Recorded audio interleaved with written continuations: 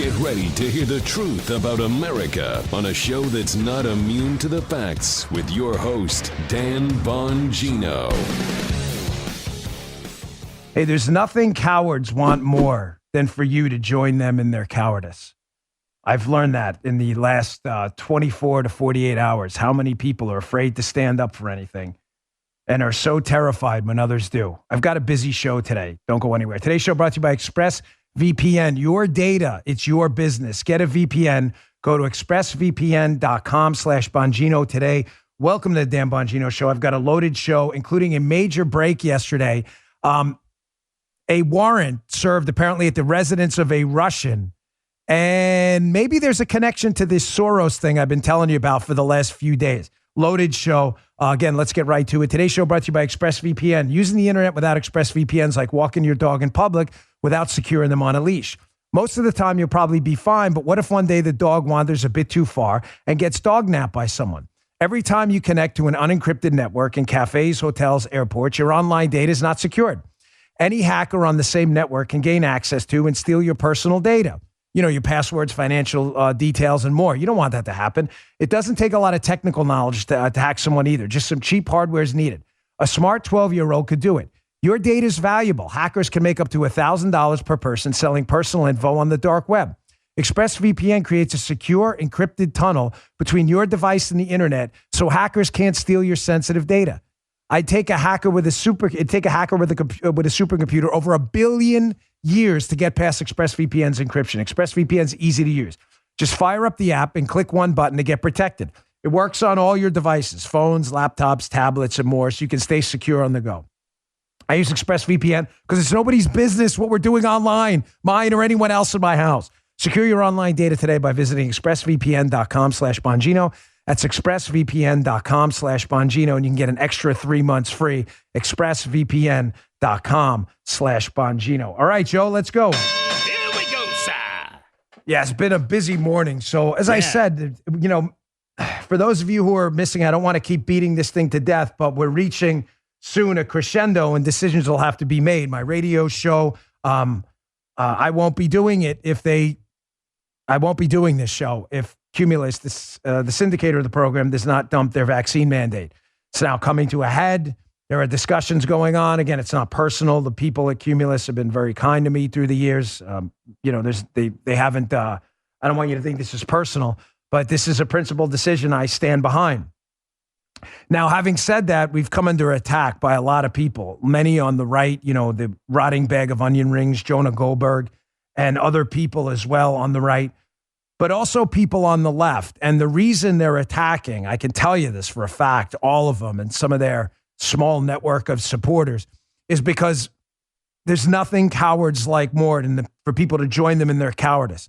You know, think of that everyone had that little, you know, mutt when they were a kid they hung out with. You know the kid, the local mutt, the kid was a loser. So you'd go into the store, he'd steal something, and he'd want you to take it too. He wants you to steal something too, so he feels better about himself. Look, I'm not the only degenerate here. There are more degenerates. Therefore, it's not degeneracy. We're all degenerates, right? You know that kid, right? The guy who steals something, as I said yesterday with the Serpico example, the cop in the 70s who, you know, the small sliver of guys that were on the take, they wanted you to take the money too, so they didn't have to feel bad about themselves. That's what's happening now. There is nothing cowards want more than to see people who stand up for things fail. Now, Dave Chappelle, a comedian who finds himself constantly under attack, he made this point a while ago after he got COVID and people left this, you know, thought it was hilarious, probably hope he died. This is just a small sliver of what he said. He's quoting someone, and this is really good. Check this out. All greatness is from God. When a hero stumbles, well, the cowards rejoice. Nothing feels better to a coward than to watch a brave guy fall. Now, listen, make no mistake. This isn't a self-praise moment. Hey, look at me, I'm so brave. That would be kind of lame, wouldn't it? Kind of dorky, too. Violate Aunt Jane's rules, God rest her soul. My Aunt Jane used to say that all the time. Self-praise stinks. But the larger point here applies. The Seattle cops and firemen, the nurses and doctors walking out in protest, Southwest pilots saying, I'm not going to be told what to put in my body. I'm with you. And if we don't take a stand now while we have leverage, there'll be no stand left to take. Look here, you just proved the transgender group. Check this out. Washington Examiner. Chappelle still under attack for a comedy special. A comedy special. Jokes. I'm Italian. I'm Irish. You want to make Irish and Italian jokes and you're a comedian? Go right ahead. I'll laugh with you. Washington Examiner. Transgender research group gives Netflix a list of demands ahead of the walkout protest. What is going on here? How is this related to this vaccine mandated Cumulus and my stand against them and everyone else out there who has far less resources than me standing up? They don't want anyone to stand, folks. You will all kneel. You know what they're afraid of, the left? The cancel culture left? They're afraid of the second dancer. Remember that video I played at the fair where the guy gets up, starts dancing crazy, and everybody's laughing at him, and then all of a sudden, someone else gets up and dances with him, and then a third person and the fourth person, and the entire crowd that was laughing all of a sudden is dancing with the guy who was dancing at the festival? They don't want that. If they shut down the dancer, and then the second dancer, and then the third dancer, and no one gets up and dances, you'll all sit back and laugh at them. They want everyone on their knees. No one's allowed to stand. Not me, not the cops, not the pilots, not Dave Chappelle, no one. No one is allowed to stand. And proving to you how the cowards and the chumps, they need everyone to be cowards with them to justify their own cowardice. No one wants to think of themselves as a coward. No one. We're all human beings. Nobody wants to think of themselves as a coward. Nobody. They all want to think they're on the right side of it. Therefore, if everyone else is a coward as well, it justifies their cowardice. Look, this is just the natural state of things. There's nothing unusual about my cowardice. Nothing. They're all with me. They're all cowards too. Here's one of those cowards. I want you to pay very close attention to this clip. This is a guy who has very little dignity or self-respect. I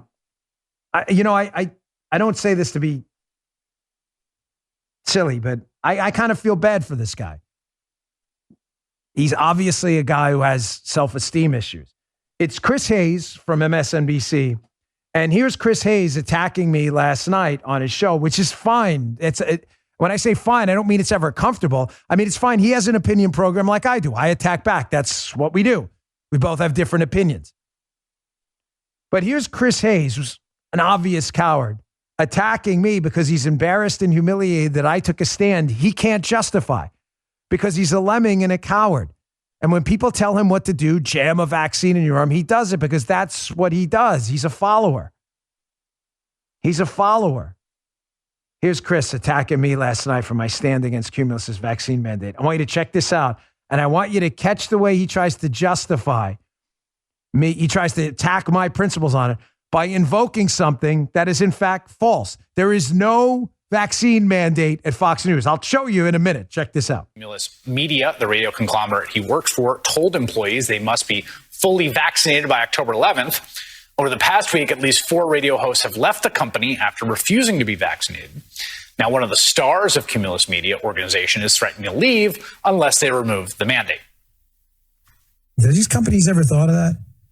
The countless numbers of moms and dads who are sitting at some kitchen table explaining to their kids how they may have to move out, how daddy doesn't have a job, because a bunch of people in a C-suite thought it'd be a good idea to sit around and play pretend Dr. Fauci for a moment and mandate people jam something in their bodies that they don't want to take. You can have me or you can have the mandate. But you can't have both of us. Oh, well, that's a tough choice. If you do not have an uncle who shares his videos on Facebook, that is Dan Bongino, a guy who's found a niche as one of the MAGA universe side characters, rage-filled former Secret Service agent. Now, I should tell you, that guy threatening to quit over a vaccine mandate is in fact fully vaccinated. And a part of me wants to give him credit for sticking to his principles and at the very least calling out his employer over its vaccine policy, something that, as we've noted repeatedly, people like Tucker Carlson don't have the courage to do. But the thing is, like Tucker, Dan Bongino's also a Fox News host. And weirdly enough, He has not threatened nor said one single word about Fox's strict vaccine protocols that you either vaccinate or test daily. I guess the tough guy routine only goes so far. Sorry, forgot to put out on my Parler account how it's October 20th. It's October 20th, right? And Joe Biden is the worst president in U.S. history. Sorry, do that every morning. How to do that there. What's that, Key? Yeah, that's right. So a couple points on this. You see, here's what's really going on. Chris Hayes obviously has trouble attracting an audience because people aren't attracted to cowardice and people without principles, right? So Chris Hayes has to justify why he has no principles and has to basically spin it on the air to say, well, Dan Bongino, he won't call out Fox News for their protocols. Their protocols. I'm calling out Cumulus for their vaccine mandate, not their protocols. Did he miss that? Chris, pretty much every company in America, due to the prevalence of the coronavirus, has some kind of protocol, correct? Now, Guy, Joe, last time I checked, my beef with Cumulus wasn't about, did you hear me mention the protocols? You did not? Joe, did you? No. Okay, so I have a beef with the mandate, but notice how Hayes, because he doesn't want anyone to stand. Again, he has to attack people who stand because he's afraid someone else might stand and dance with them. Hayes has to make it about something it's not about. As this article in Mediaite acknowledges, covering this by Michael Luciano, Hayes hits Bongino for threatening to leave Cumulus, but does not go after Fox over their policies. The tough guy routine only goes so far. I love it how guys like Chris Hayes talk about tough guys. That's kind of common. Believe that for another day. You'll notice in the Mediaite piece, it notes that Fox News does not have a mandate, but it has some strict protocols in place. Well, I guess strict is open to interpretations. It has protocols. I mean, I didn't find them strict. I've found them rather reasonable. And just to be crystal clear for the umpteenth thousandth time, because I've gotten so many solicitations for interviews from people, just to be clear, there is no vaccine mandate at Fox. I don't know how many times I have to tell the liberal lunatics who even their own lefty websites at Mediaite are acknowledging this. My beef is with mandates. If they were to say to people, hey, listen, we'd appreciate it if you'd get, or, we mandate that you get tested once a week or whatever it is. You have some protocols. It's a private business. Matter of fact, if you want to do a mandate, it's a private business. I just don't have to work there. I object to mandates. If they say you don't have to get a vaccine here, but you may have to go through this procedure, that's not my business. My beef is with the mandates. Once you lose body sovereignty over your own body, you have nothing. You have zero. You have nothing. What is hard for, I want to say what's hard for Chris Hayes to understand, but you and I both know he understands fully. This is about an effort, not just about me, but about the Southwest pilots, the Seattle police and fire. I've got video coming up who are leaving their jobs, military people who are risking their retirement. Folks, listen, it's not a secret. I have means to fight this fight, but that's so I don't understand. So because I have the means to fight this fight, I should not fight it because I have the means to. I don't understand that logic either. When I didn't have the means, I fought a fight too. I left my job in the Secret Service to run for office as a Republican in Maryland, a race I had no chance of winning. I almost went bankrupt.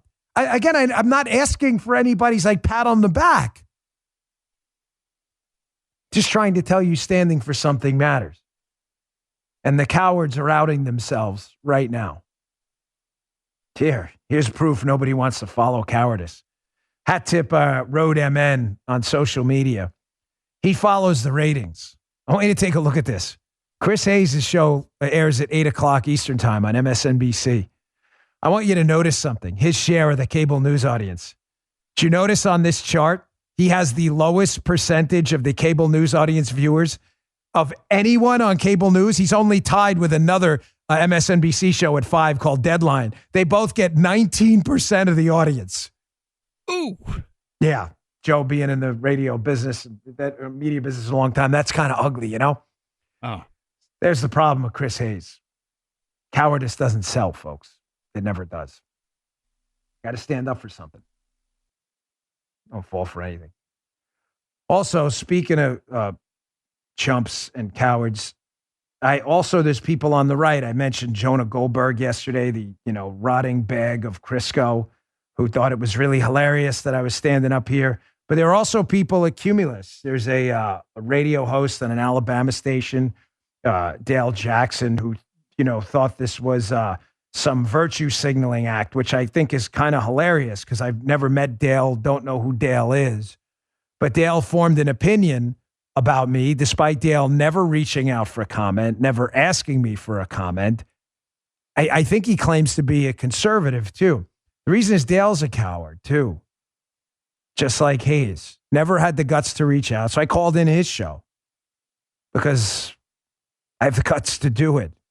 He wouldn't call in mine for a comment. He just already formulated an opinion. It was virtue signaling. What is virtue signaling? A signal, trying to signal virtue or something? So when I do something, walk away from a station or tell them they change this or I'm leaving, that's not as good as you talking about me doing something and I'm the signaler. Again, you have cowards on the left and on the right who are just uncomfortable with anybody standing up for their principles. Happens all the time. All right, moving on. Just one last point here on this entire segment. It's just, again, kind of comical and almost a bit astonishing at the temerity how the liberal media lunatics, despite just, taking the L here, like Dale, you think they'd admit that they got busted here. They got busted. The vaccine mandate is not popular. The Hunter Biden Russian disinformation story was a hoax. The collusion story was a hoax. But they can't. Here's a Washington Examiner story by Paul Bedard. Liberal media scream. Brian Stelter's show says Rush Limbaugh and Fox brainwash people. Keep in mind, Chris Hayes has just tried to imply in his segment that Fox has some mandate. I should protest as well. When I'm telling you they don't, other media people have had to acknowledge it. And yet, yes, we're the ones brainwashing people, Rush Limbaugh and Fox. Every time, folks. I've got a powerful testament to objective truth coming up next from Delano Squires, who's a real man with principles. I want to show you again how the left cannot stand anybody standing up. They cannot stand it. Let me get to my second sponsor first. Just remember this. They want to break you. They need to break you. They need to break your attachment to any objective truth, God, family, anything. They need to break you. You will believe what they tell you to believe, and you will shut your mouth. Well, I won't. And you won't either. Sometimes you need a good night's sleep. Past couple days, I've worn out my Helix mattress pretty good. Hey, Helix Sleep has a quiz. It takes just 2 minutes to complete. It matches your body type and sleep preferences to the perfect mattress for you. With Helix, you're getting a mattress you know will be perfect for the way you sleep. Helix has several different mattress models to choose from. They have soft, medium, and firm mattresses. Mattress is great for cooling you down if you sleep hot. Mattress is great for spinal alignment to prevent morning aches and pains. And even a Helix plus-size mattress for plus-size sleepers. I took the Helix quiz. I have the Midnight Lux. Listen, don't take my word for it. It's awesome. I can tell you something, but don't take my word for it. Don't. Helix was awarded the #1 best overall mattress pick of 2020 by Wired Magazine because they are. It's not just me saying it. Helix has been recommended by multiple leading chiropractors and doctors of sleep medicine as a go-to solution for improving sleep. It does. It's worked on me. Go to helixsleep.com/Dan. That's HELIX. Take their 2-minute sleep quiz and they'll match you to a customized mattress that'll give you the best sleep of your life. They have a 10-year warranty and you get to try it out for 100 nights risk-free. They'll even pick it up for you if you don't love it, but you will. Helix even has financing options and flexible payment plans, so a great night's sleep is never far away. Helix is offering up to $200 off all mattress orders and 2 free pillows for our listeners at helixsleep.com/Dan. helixsleep.com/Dan. Check them out. Helix Sleep. Okay. Delano Squires. Sorry, I got some workout shorts on here. I don't know why. I'm not even working out today. Put some pants on. Put some pants. Get the workout shorts on. Delano Squires, we've had him on the radio show. This is one of the one of the best articulators of objective truth I've heard out there right now. Delano Squires happens to be black. That's totally irrelevant to the conservative movement where we judge people by their character, not the color of their skin. It is relevant, however, to the left that attacks us all the time that judge people only by the color of their skin because they are, in fact, the racists, and they teach critical racism training, teaching people how to be racist. So Delano Squires was on Jason Whitlock's excellent podcast, and Delano had something to say about objective truth, and it's something I've been telling you, Joe. This will sound familiar to you because we've been talking about it since we first did the show from my basement in Severna Park. What is it, 8 years ago? I don't even know. I lose track of time. But I've told you the left's ultimate goal, always, if there's one, I know we have a lot of golden rules, but if there's one golden rule that's platinum, it's a platinum rule. It's pure. It's not even 24 carats, pure gold. It's this. Anything you believe in that is an objective truth, in other words, not subject to interpretation, right? We believe God gives people, big R, God-given rights, the right to assemble, petition, speak, practice their religion. That's what we believe. We believe in family values. We believe in objective truths. These things are not interpretable. They're not subjective. The government can't take them. In other words, is the best way to say them. You will always find those under attack by the left because their entire ethos is subjectivity. If they want to implement their socialist agenda, they have to get you to believe that people don't have rights. Those rights are granted them by government. There are no big R God-given rights. Does that make sense? Does everybody understand that? Then it always makes sense then why the left attacks the family, God, church, because it's a source of values that conflict and compete with the state. It is as simple as that. Here's Delano Squires talking about that on Jason Whitlock's podcast. This is excellent. Check this out. If someone can get you to affirm and to parrot the notion that men can get pregnant, they can get you to say anything. There's a new truth in town that we have to ascribe to. And that's why I mentioned in the column that when Jacqueline Moore, came out, so to speak, it was an opportunity for everyone else to drink the Kool-Aid, because if we've made an idol out of race, we've made a cult out of gender ideology. And that's where we are right now. So to me, again, particularly as a Christian, as a believer, one of the most important things I want people to take away is that this is not just about semantics and about words.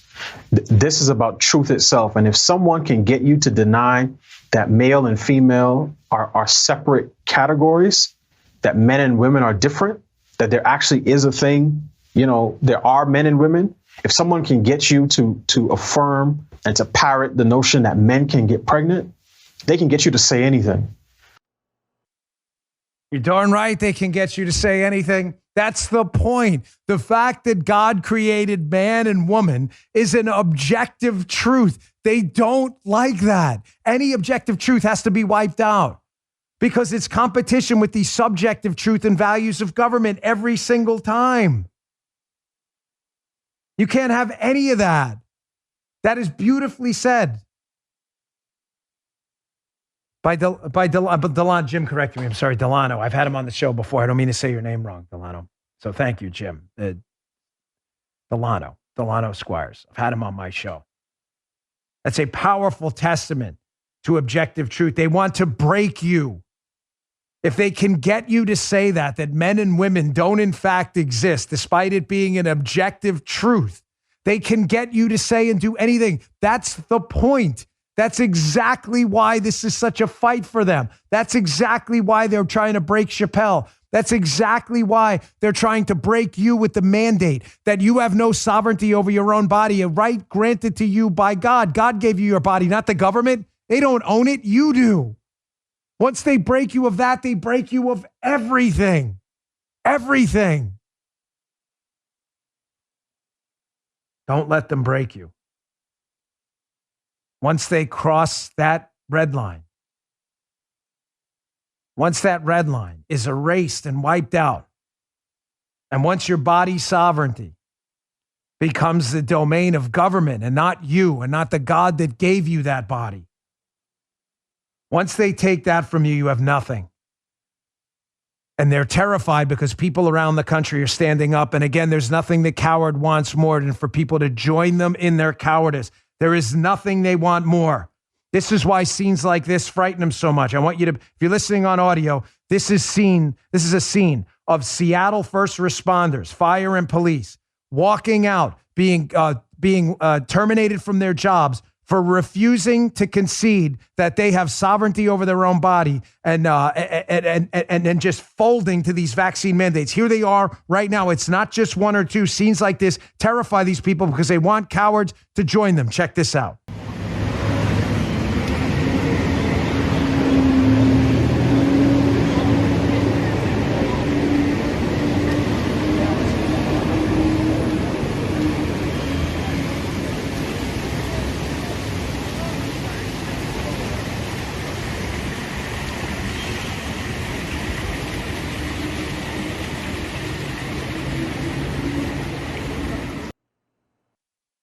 Don't let them break you. Don't let them break you.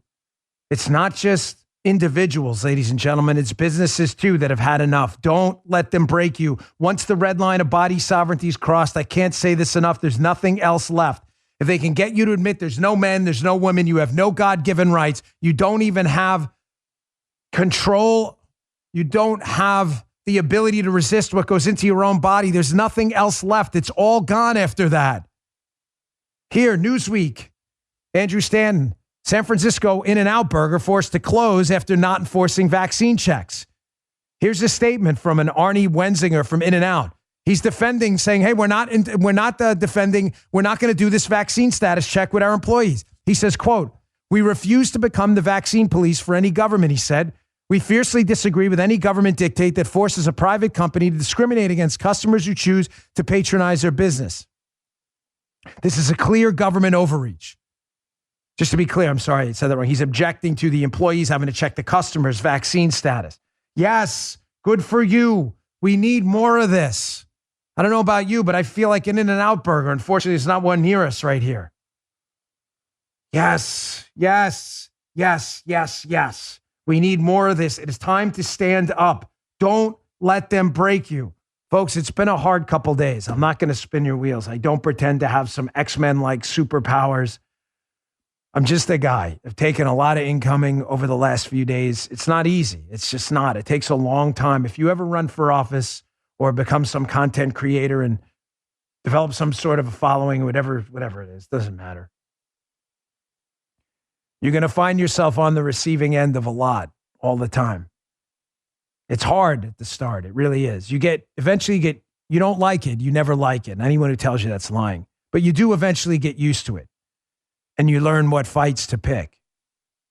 The reason I'm picking these fights here and not responding to every media request, but responding to specifically Dale and Chris and others, is because, again, I want to expose to you that there are not only traitors in our own midst, but that the left can't have anybody stand. Everyone will kneel. Everyone will be broken. And there are traitors on our side, the Jonah Goldbergs of the world and others, that play into that because they want to be the last ones to go under the guillotine themselves. I'll never forget that. All right, I want to move on quickly because there was a major development yesterday in this whole, and I say whole, I'm going to say a couple because it's a couple of big stories all in one, and I'm going to tie them together for you quickly because I don't want to drag this out. The collusion story, the Soros angle, John Solomon's reporting, Deripaska, Rudy Giuliani, all of this came together yesterday. But first, I want you to remember how critical it was for the collusion narrative for them to take. The libs needed this to take, needed to set, needed the concrete to dry, because it was an effort to distract from what they were really up to, the liberals, in the 2016 election, which was colluding with foreign governments to attack Donald Trump, and George Soros is one of his foundations having a role in it. It was important. I'll get to that in a second. Let me get to my third sponsor, and then we'll get to that story. I'll show you how important it was to have this concrete dry. It was critical. Folks, Liquid IV, listen, I live down in Florida. It's hot. It's hot here. It's warm, I should say, in the fall. Warm, cooler in the winter. But you can still get dehydrated in the winter. We take Liquid IV. We go through boxes of it. Lee, excuse me. Why do I keep calling you Lee? You're Guy. His name is Guy. I've said Lee a couple times. Guy takes a bunch of it. Lee's one of the producers of Fox. He takes a bunch of it. Liquid IV. Listen, cooler weather makes it easy to miss the signs of dehydration, like overheating or perspiration, which means it's even more important now to keep your body properly hydrated. I take Liquid IV. I drink it during my workouts. I used to cramp a lot. I'm just telling you my experience. I don't cramp anymore. Your body's just like a sponge for liquid after you take this stuff. Liquid IV contains 5 essential vitamins, more vitamin C than an orange, and as much potassium as a banana. There's no artificial flavors. This is their tangerine flavor, which is delicious. You just rip off the top, put it in water, stir, drink, you're good to go. You like watermelon, that flavor? Thank you, Gabe. We always appreciate it.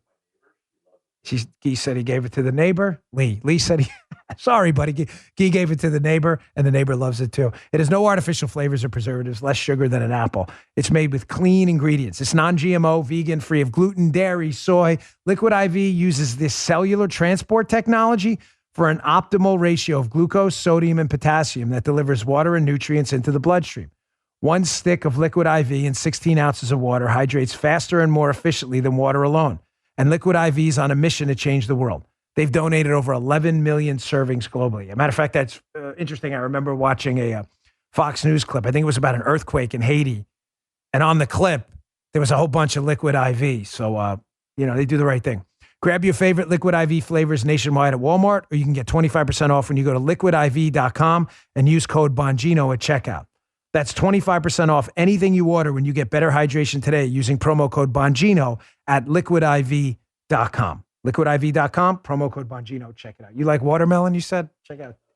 That's all right, cool. I'll have to get you more watermelon next time. Liquid IV, send us some watermelon for Guy, not Lee. All right, it's critical to remember how important the collusion narrative was to the liberals. They had to distract.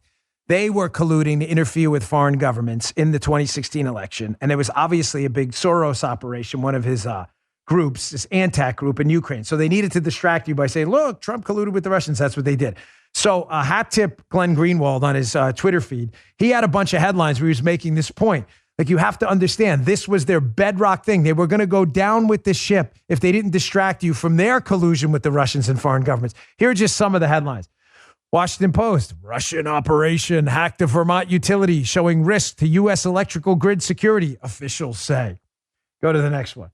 Here's MSNBC. Here's the hapless Jonathan Chait, who's just been comical on this whole collusion thing with his conspiracy theories. And there he is, Chris Hayes again, who's very, very tough individual, as you can tell, talking about the conspiracy. Here's Rachel Maddow. Russians may be controlling our government in The Advocate. And here's just a quick video of John Brennan, the former CIA director, disgraced, of course. I mean, a disgraced human being, not just CIA director, saying, yeah, man, listen, this Russian thing, this could be a big deal. Maybe indictments coming. Check this out. This week on Friday, not knowing anything about it, but Friday is the day that the grand jury indictments come down. And also this Friday is better than next Friday because next Friday is the 15th of March, which is the Ides of March. And I don't think Robert Mueller will want to have that dramatic flair of the Ides of March when he is going to be delivering what I think are going to be his indictments, the final indictments, as well as the report that he gives to the Attorney General. So keep in mind, this was the former CIA director there on a political show talking about politics, because that's all that was a political hit, because it was not based on any fact. There were no Mueller indictments for Russian collusion, none. There were other outrageous, ridiculous indictments just to make Mueller pretend and his team like they were doing things. There were no indictments ever for collusion. There was no evidence that ever surfaced of any collusion. It was a made-up story. Now, the reason it was a made-up story, and something broke yesterday, is because they had to cover up what they were really doing. Now, I got a ton of emails yesterday, hundreds, which is a lot on one specific topic, about this story. Fox News, Emma Colton. FBI swarms the home of a Russian billionaire with ties to Putin. That Russian billionaire was Oleg Deripaska, yes, from the 2007 Glenn Simpson movie script. Listen to that show if you want to know what I mean by the movie script. These guys have been on the radar screen of Glenn Simpson and Fusion GPS, Deripaska and them for a really long time. So I got a ton of questions. And the question was, Dan, what does this mean? What does this mean for the collusion case? What does this mean for this getting to the bottom, the dreaded getting to the bottom quote of the collusion case? Well, it can mean one of two things. And I don't like to give you these one of two things, but I have so little faith in the Justice Department ever locking anyone up for collusion, folks, that it could be one of these two things. And the first thing is this. Let's say it's good news. The chances of this are incredibly low, okay? I just want to get that out there right away. The chances of number one being true are incredibly low, and it says, are they closing in on Christopher Steele's network and money sources with this Deripaska raid of his home? I'll explain more about that in a minute. Here's number two, the more likely scenario. Are they trying to hide George Soros's role in the 2016 election and specifically his groups? And are they doing it by trying to flip Deripaska to hide the truth about what really happened? That's the more likely scenario. I know you're like, what do you mean? Those seem like two different scenarios. They are. One is uncover what Christopher Steele was really doing. Number two is hide what the Democrats are doing. Two is more likely. Here's number one. Are they closing in on Steele's network? Christopher Steele, of course, was the source of the dossier, the PP tape allegations, all that crap. One of the sources. I believe there were other people too. But he did have a relationship with Deripaska, who a warrant was served at his residence yesterday. Look at this Hill article from John Solomon back in 2018. I'm not going to read this whole thing, but it describes here, and it's in my newsletter today, bongino.com/newsletter, and I suggest you read this piece, even though it's from 2018. It's evergreen. Russian oligarch in the Justice Department and a clear case of collusion. It talks about how Oleg Deripaska here had a relationship with people in the DOJ, Bruce Orr notably being one of them. And the meeting with Bruce Orr in 2015 between Bruce Orr and others, it says, was arranged by who? Christopher Steele. So some FBI agents met with Deripaska, and it says Steele had a role in facilitating this. Then they go back to 2012. Christopher Steele's firm Orbis was hired as a subcontractor by Deripaska. So he knows Steele. So is that why they were serving this raid? Here, one more. Steele's work left him friendly in 2015, but with one of Deripaska's lawyers. And when Orr, the associate deputy attorney general in the DOJ and a longtime acquaintance of Steele, he sought help in getting to meet Deripaska, Steele then obliged. So Christopher Steele is working with the Justice Department and Deripaska right around the time he's working on intelligence for people who would later be in the Trump orbit. So is that why they served a warrant at Deripaska's house? To tie up Steele's network and potentially nail Steele to the wall? It could be. Candidly, folks, the chances of that are, in my estimation, slim to none. I hope that's right, but I doubt it. Here's more likely what's going on right now and why there was a warrant on Deripaska's house. USA Today article. FBI surges on the D.C. home of Oleg Deripaska, Russian oligarch from Paul Manafort trial. Now, to be clear, Deripaska not only had relationships with Steele, the DOJ, and met with the FBI, Deripaska also had a relationship with Manafort. So the question is, are they trying to now make Manafort the boogeyman to hide what the Democrats are doing? Again, this is option two. From the USA Today piece, Deripaska also emerged as a figure in the trial of former Trump campaign manager Paul Manafort, whose deep financial ties with the aluminum magnate raised questions about the campaign's association with Russia. Deripaska did have a relationship with Manafort too. Are they going after Deripaska now to get to Manafort, knowing that Manafort holds the keys to the kingdom as well about what the Democrats and the Soros network were up to in Ukraine? What do I mean by that? Newsweek. Ukraine oligarch linked to Paul Manafort can be extradited to Chicago for bribery charges, Austria's Supreme Court rules say. Here's a name. It's come up often. Ukrainian oligarch Dmitry Firtash, a one-time prospective business partner of Trump campaign manager Paul Manafort, will likely face trial in Chicago for bribery. So again, are they getting to Deripaska to get to Manafort to shut down what he was up to with Firtash? Well, what was he up to with Firtash and who was Firtash? By the way, I'm not suggesting any of this activity is legal or illegal or not. I don't know. I'm just suggesting to you that my guess here is that they're raiding Deripaska's house to shut down Manafort from exposing the truth about what Soros's business rival, Dmitry Firtash, was doing in Ukraine. Look at this article from The Hill. You shut down Manafort, you shut down the fact that Firtash and others, whether they were engaged in illegal activity or not, I have no idea. I'm not speculating. I'm simply telling you Firtash's group was a target of Soros because they were business rivals. What better way to shut them up? Here, The Hill, Solomon, again, a different article. U.S. Embassy pressed Ukraine to drop probe of George Soros during the 2016 election. So Soros and his groups are getting involved in the 2016 election and groups overseas in Ukraine, right? Right around the time of the 2016 election. And it turns out that according to multiple people in Ukrainian law enforcement, it turns out the group Ukrainian law enforcement was looking at was co-funded by Obama administration and liberal mega donor George Soros. This Ukrainian law enforcement group, they were probing a group funded by the Obama administration and Soros in Ukraine. It was collaborating with the FBI. And who were they investigating? It was collaborating with the FBI agents investigating then Trump campaign manager Paul Manafort's business ties with pro-Russia figures in Ukraine. The memo that was given to our U.S. embassy officials in Ukraine included a chart of the Ukrainians the Soros team wanted to have pursued, including some with ties to Manafort. Senior U.S. law enforcement officials confirmed to me that the early kleptocracy collaborations inside Ukraine led to a highly visible U.S. action against the oligarch Dmitry Firtash, a major target of the Soros group and Manafort. Let me just sum this up for you before I move on. I think you can throw out that they're trying to nail Deripaska to the wall to tie up how Steele and him were trying to influence the Justice Department. Forget that. Throw that out. I think what's likely happening here is they know George Soros's groups were involved in Ukraine in 2016. They know his groups wanted their business rivals, notably Firtash, wiped out. They wanted Manafort wiped out too because of who Manafort was helping out in Ukraine. Therefore, they don't want any of that exposed because the U.S. Embassy was involved, because they were asking the U.S. Embassy not to prosecute Soros-funded groups.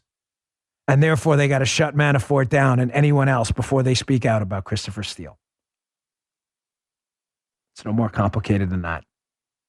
Shut this guy up before Deripaska starts talking about Steele and starts talking about what Soros and Manafort were doing in Ukraine and how Soros was trying to shut down his business partners in conjunction with the Obama administration.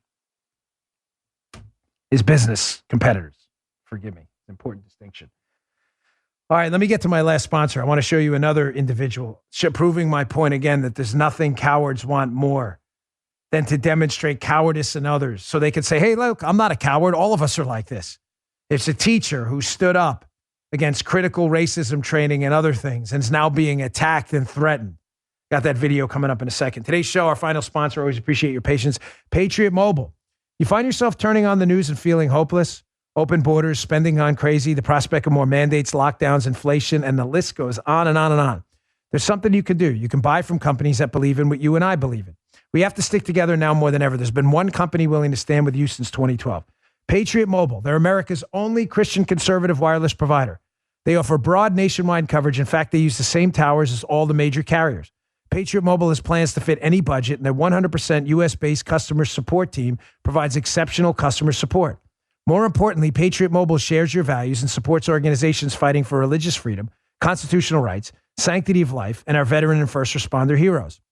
Go to patriotmobile.com/Dan or call 972-PATRIOT. Get free activation with the offer code Dan. They always have special discounts for veterans and first responders and for multi-line discounts too. Support a company that loves America, loves you, and shares your values, our values. Enough of these other companies. They're terrible.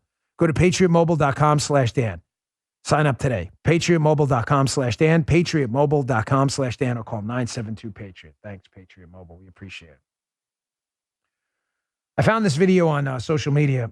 Here's a teacher who stood up against indoctrination of students in his school and finds himself under attack. He acknowledges in this video, his words, not mine, that he's had some difficulties with depression and things in the past. And apparently someone found that out and sent him a nasty message, I guess, threatening to release that stuff openly if he doesn't shut up. Again, they don't want you to stand. They don't want anyone to dance. They don't want you to dance with them, ladies and gentlemen. They want you on your knees. Please don't let them break you. Please. I know it's hard. I'm going through it now. I know it's hard. Don't let them break you.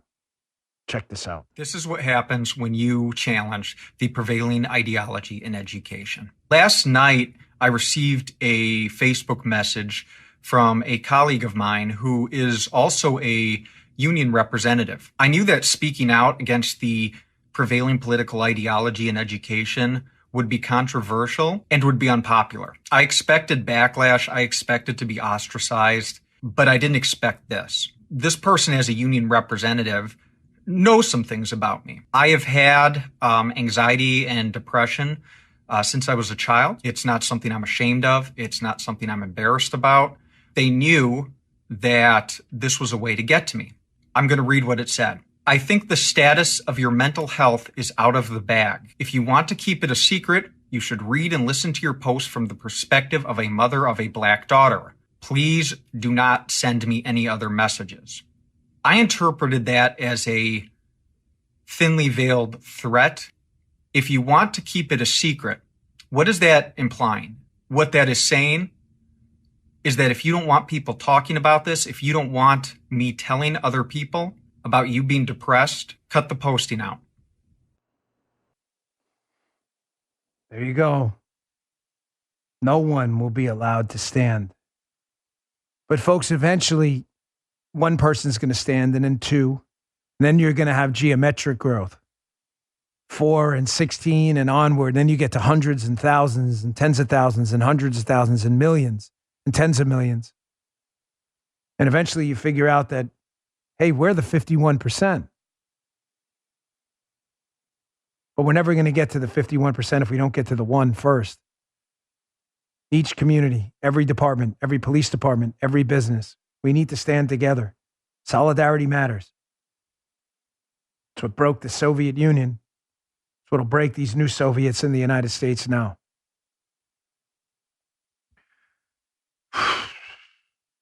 Sorry, man. It's really been an emotional couple days. It's really tough to fight these fights. It is. Sorry.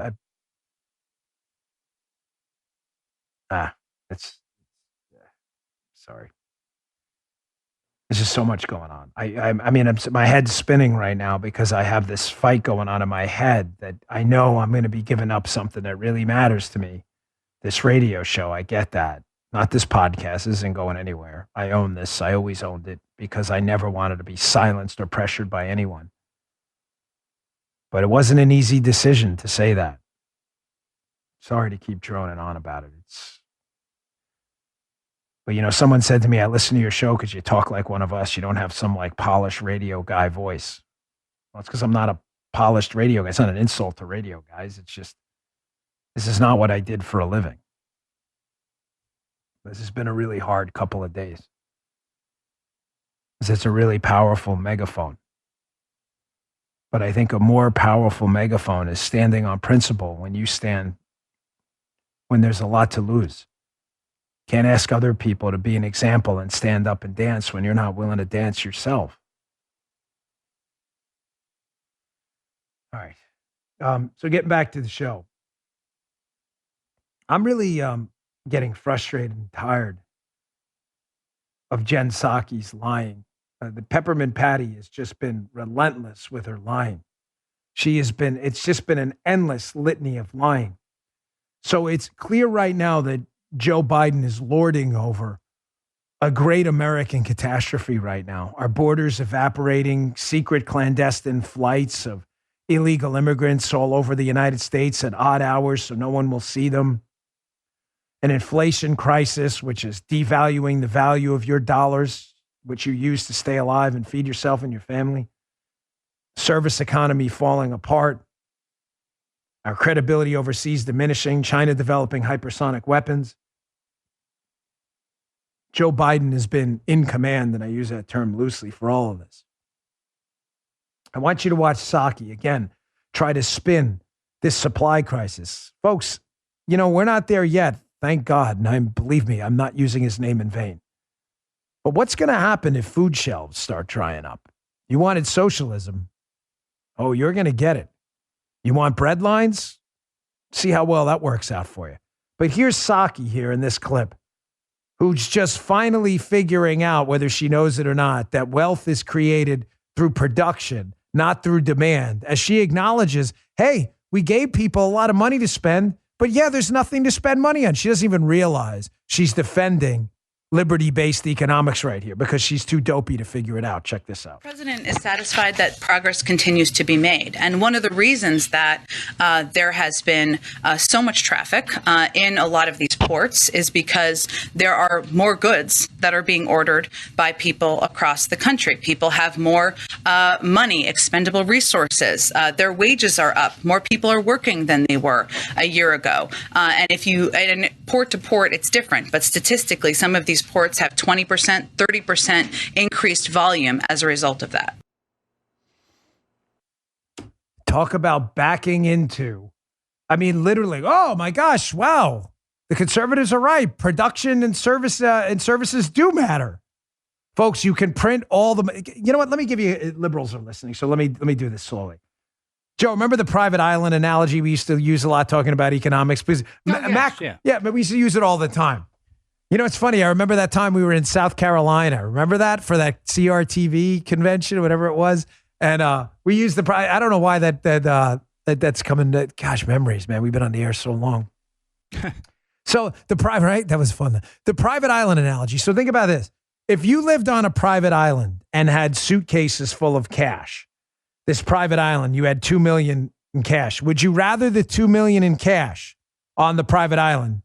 Or would you rather $2 million worth of goods, foods, medicine, movies, TVs, electricity production equipment, generators? What would you rather? Well, folks, the answer is obvious. You'd rather have the goods.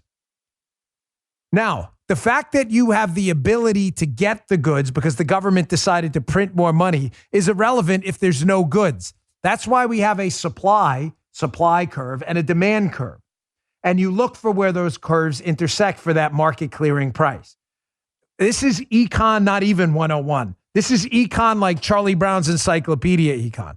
She's acknowledging right here that the supply side of economics, not supply side economics. I'd argue that that's all nonsense. That's a leftist talking point. But the supply side of economics, I've explained that in prior shows. It's not a knock on Reagan, by the way. Please don't take it that way. It's just a long story. I can't tell now. So the supply side of economics, ladies and gentlemen, is not all that matters, but it is critical. It doesn't matter about the demand side. If you have no supply, you can demand whatever you want. If it's not being produced, it doesn't matter. So when you get in the way of production by paying people not to work, to not produce, you pay people to sit home. You have a portfolio of government benefits that create effective tax rates that are confiscatory if people go to work because they have welfare benefits. If they go to work, they lose this and they won't even make as much as working. They won't work and they won't produce stuff. And folks, part of the production side on the supply side of supply, demand, market clearing rate, right? There's an X there, is services. It doesn't matter if you produce widgets. If the widgets, let's say the widget's a medicine. If you produce a medicine, right? Great. You've got it all in a warehouse. You don't have warehouse employees to unload it. You don't have truckers to truck it. And you don't have doctors showing up, providing all of these services to distribute the medicine. It doesn't matter if what you have on the demand side. You have no supply of goods and services. We have to explain this to the White House press secretary. She knows what she's talking about, folks. She's just playing dumb. We printed a bunch of money and nobody has anything to buy. What happened? Oh. All right, folks, moving on. Very important here. There's a story, the Virginia governor's race. It is crunch time. Terry McAuliffe, the hapless radical Democrat, is running against Glenn Youngkin. Listen to me. Please, I'm begging you with humility and respect to please go out and vote. Please go out and vote. I don't care who's telling you not to vote. You do not win anything by forfeiting. That is tautological. Please go vote and take 10 people with you. Make 10 social media posts, call 10 friends, send 10 emails. Take 10 people with you. Terry McAuliffe's cracking. Look at this article in the Washington Examiner. He shut down this interview and he started yelling at the reporter for not asking better questions. I don't say yelling, but definitely chiding him is probably a better way to say it, where they say should have read the headline direct. I'll show you the video in a second. Here's what I'm hearing is going on behind the scenes. The Democrats are terrified they're going to lose a blue state Virginia governor's race. Listen, this is what all of my sources are telling me. If they lose this governor's race in Virginia in a blue state, I'd argue almost becoming a deep blue state at this point, it will send a message to congressional and Senate Democrats that their agenda, the Biden collapse of America plan, is universally unpopular, and all of the momentum to pass their $3.5 trillion porculus bill, the bankruptcy bill, will go down the tubes. The Democrats are telling McAuliffe, you better damn well turn this race around and quick. And the pressure's on, and he's cracking. Here's an interview yesterday where he's asked a relatively simple question. He snaps at the reporter and just leaves the interview. Check this out. Healthcare, COVID, education, chapter. And finally. Okay. All right, we're over. That's okay. Thank you. Hey, I gave you extra time. Come on, man. You should have asked better questions early on. I mean, you should have asked questions your viewers care about. Well, we did.